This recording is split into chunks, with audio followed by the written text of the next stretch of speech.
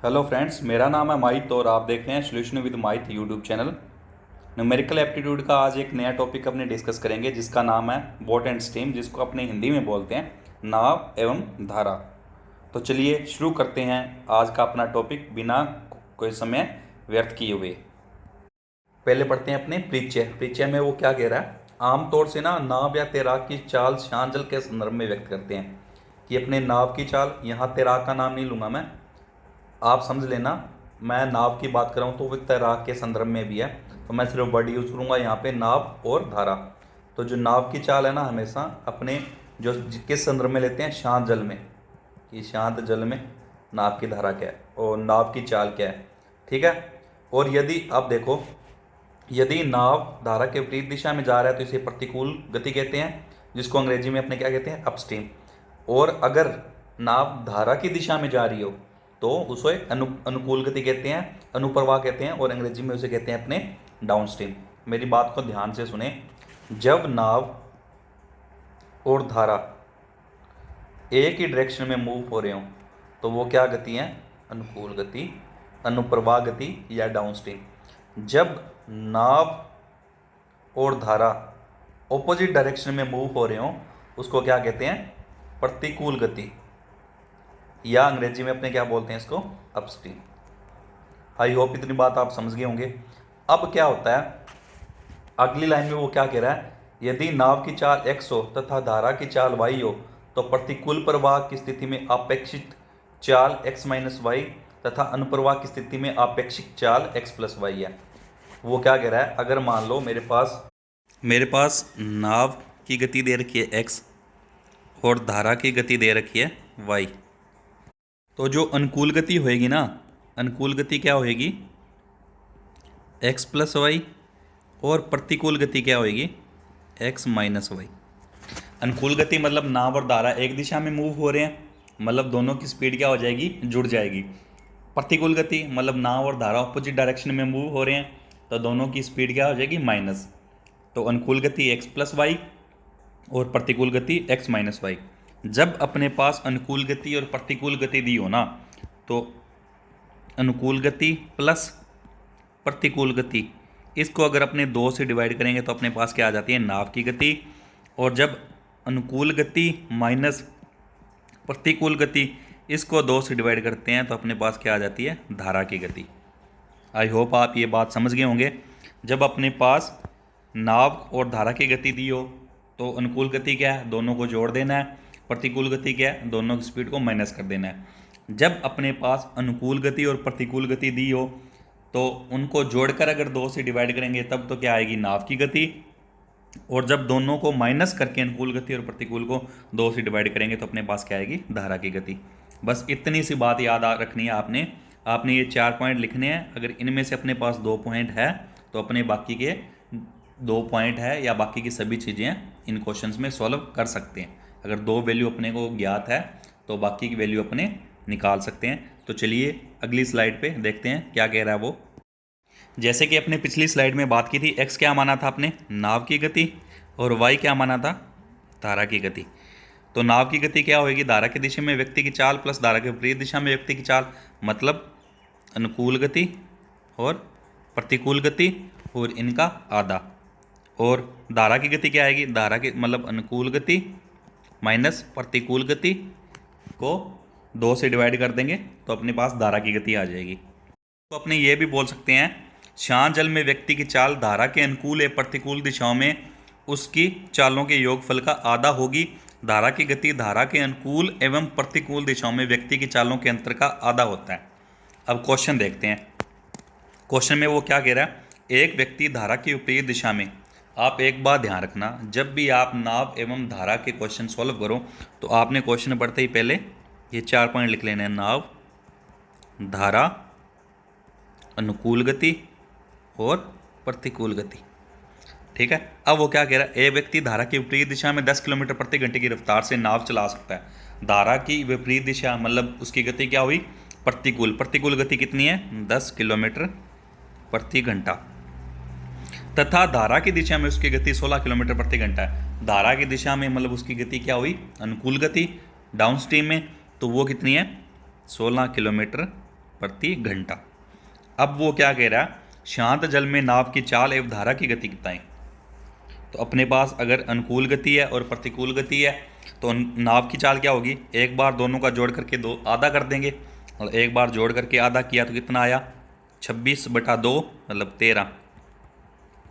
ये आ गई नाव की चाल। धारा की चाल निकालने के लिए दोनों का माइनस करके आधा करते हैं, तो दोनों का माइनस किया 6 का आधा किया 3, तो धारा की गति आ गई 3 किलोमीटर प्रति घंटा। ये अपने पास आंसर आ गया। नाव की जो गति है वो 13 किलोमीटर प्रति घंटा है और जो धारा की गति है वो 3 किलोमीटर प्रति घंटा है।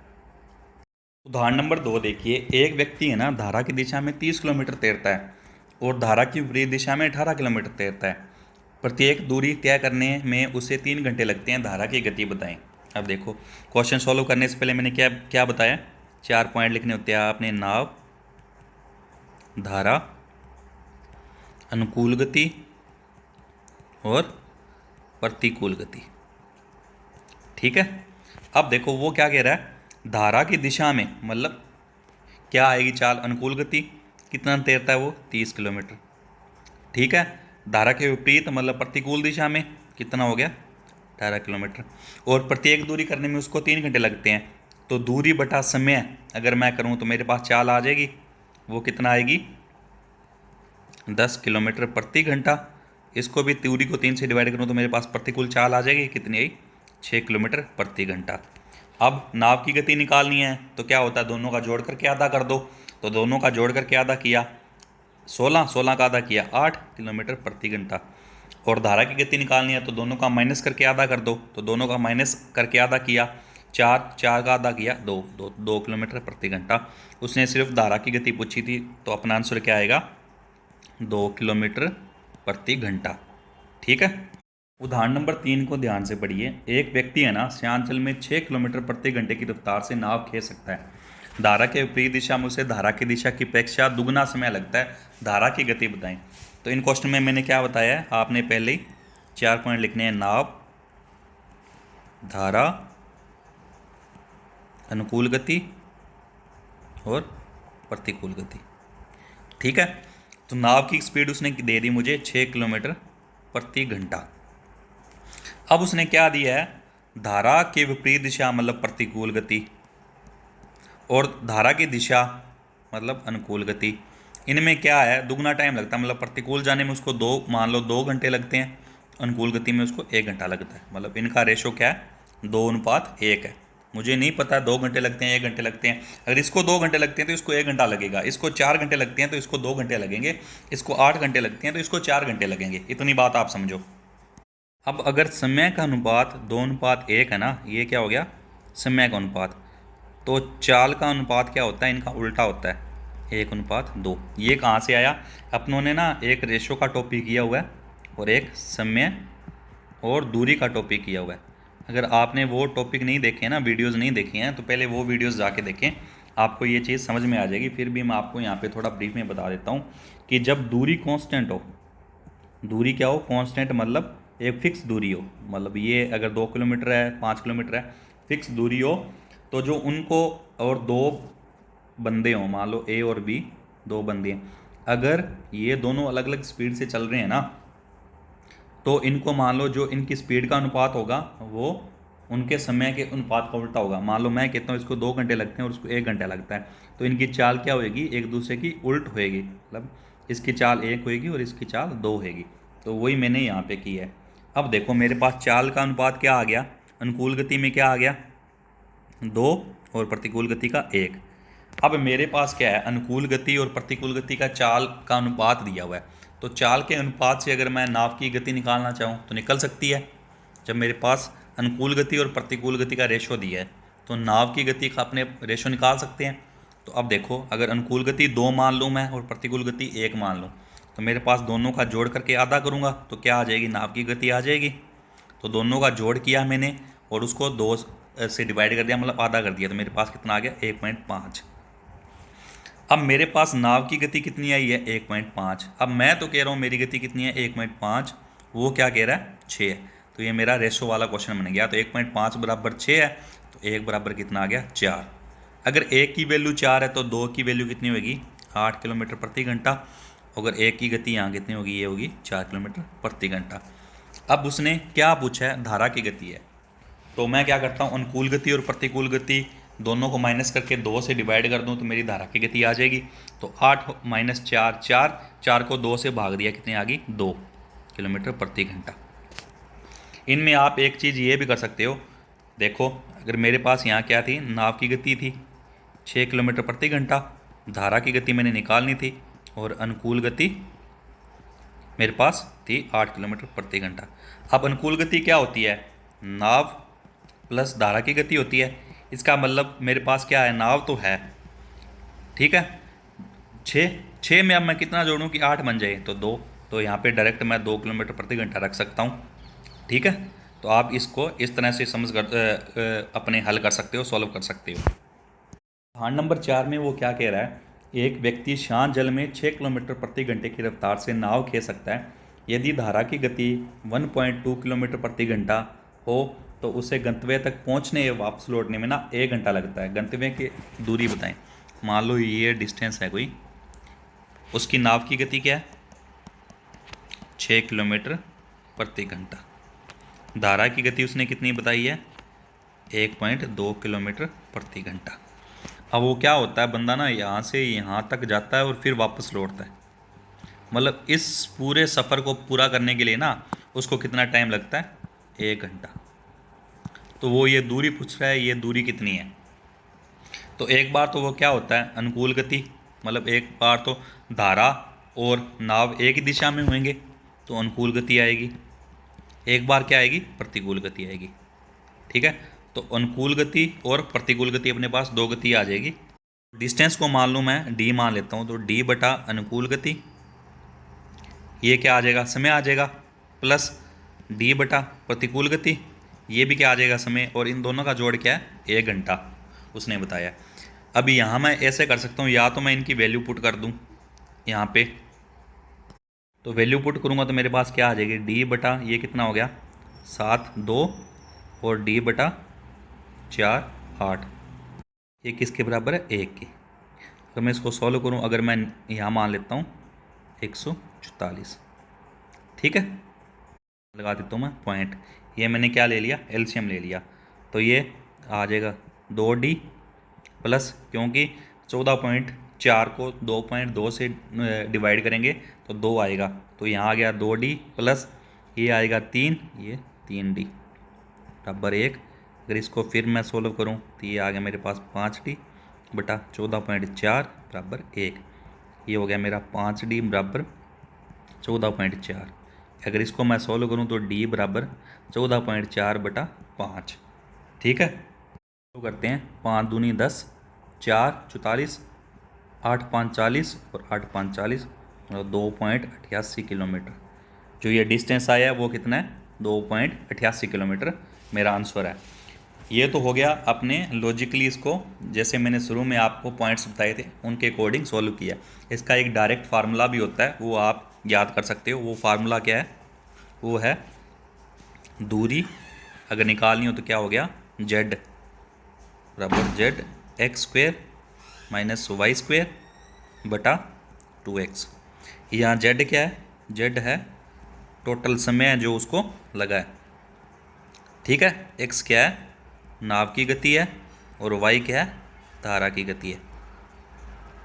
आप ये फार्मूला याद करके भी इसको डायरेक्ट सॉल्व कर सकते हैं। सेम क्वेश्चन एक नेक्स्ट स्लाइड पे है, वो अपने इस फार्मूला की हेल्प से सॉल्व करने की कोशिश करेंगे। क्वेश्चन में वो क्या कह रहा है, एक व्यक्ति शांत जल में ना, मैं चारों पॉइंट लिख लेता हूँ, नाव, धारा,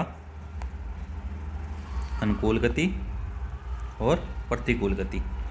तो नाव की गति क्या है शांत जल में, 7 किलोमीटर प्रति घंटा, ठीक है, और धारा की गति वो कितना बोल रहा है, 7 किलोमीटर प्रति घंटा, ठीक है।